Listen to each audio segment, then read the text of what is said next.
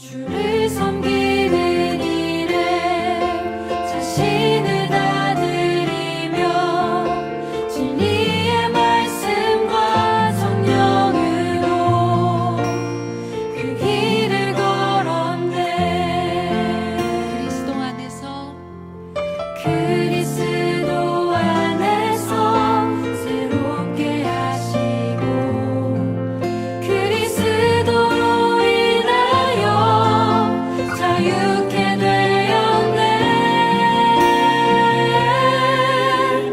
우리는 무명하나 유명한 자요, 죽음의 위기 속에도 참 생명 가졌고 근심 하나 기뻐하며 가난한 다른 이를 부욕해 하는 자로다. 예수님은 어느 곳이든 누구든 가리지 않고 찾아가셔서 하나님 나라를 선포하시고 복음을 전하셨습니다. 하나님 나라를 선포하셨다는 것은 단순히 입으로 외쳤다는 것을 말하는 것이 아니라 그 하나님의 나라, 그 하나님의 나라의 질서와 그 하나님의 나라의 은혜와 능력을 행하셨다라는 것입니다. 즉 예수님은 병든 자를 치료하시고 귀신 들린 자를 온전케 하시고 또 죄에 얽매인 자들을 자유케 하셨던 것입니다. 마가복음 3장에 보면 예수님은 식사할 겨를도 없이 바쁘게 일하셨다라고 말씀하고 있습니다. 그러나 예수님은 단순히 바쁘게 하루 종일 일에 치여서 살았던 것은 아닙니다. 예수님은 우리들처럼 이렇게 항상 새벽마다 그의 습관처럼 그 미명의 산에 올라가 기도하셨습니다. 또 기도할 겨를이 생기거나 또 기도할 이유가 생기면 주저하지 않고 예수님은 기도하셨습니다. 또한 예수님은 닥치는 대로 또 두서없이 일을 했던 것이 아니라 자신의 그 부르심, 그 소명을 따라 그것에 집중하셨던 것입니다. 즉 바쁘게 일하셨지만 그저 일에 쫓겨서 살았던 것이 아니에요.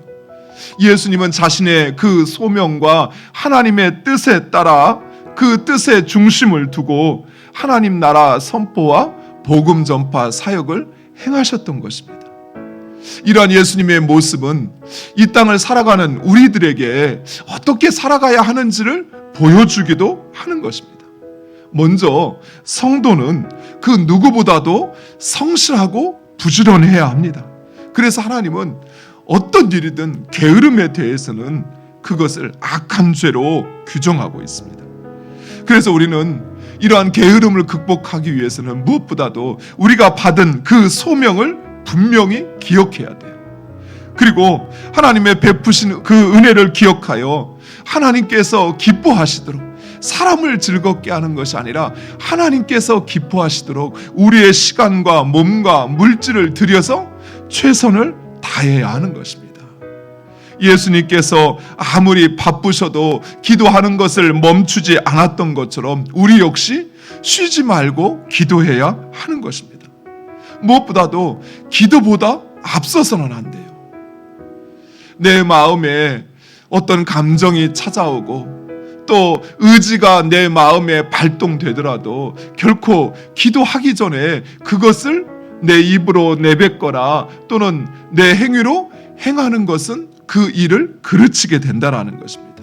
중요한 것은 그 모든 것을 행하시는 분은 하나님이시고 이루시는 것 역시 하나님이시라는 것입니다. 그래서 기도는 바로 그 하나님의 주인됨을 인정하는 거예요.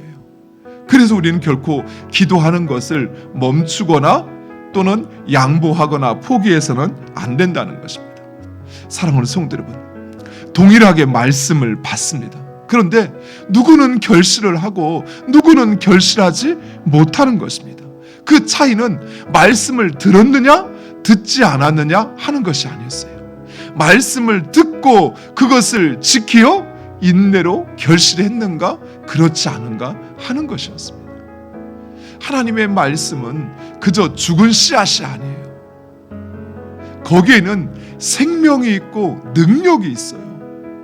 그것은 뿌리 내리고 자라 결실하여 그곳에 새가 깃들게 만들고 30배, 60배, 100배의 열매를 맺는 생명이 있는 것입니다. 그렇다면 그 말씀을 받은 자들은 그 말씀을 내 마음밭에 뿌리를 내리게 해야 돼요. 그것을 믿고 지키어야 한다라는 것입니다. 그러면 그것은 분명히 생명이 되고 능력이 되어서 결실하게 되어 있는 것입니다. 말씀을 들었으면 지키시기 바랍니다. 그리고 그 어떤 시련과 유혹에도 여러분 흔들리지 마시고 또 인내하시어 결실하시기 바랍니다.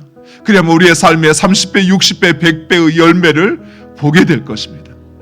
성령의 열매가 맺힐 것이요, 그리고 우리의 성품이 변화되어 그 하나님의 나라가 이루어가는 것을 보게 될 것입니다.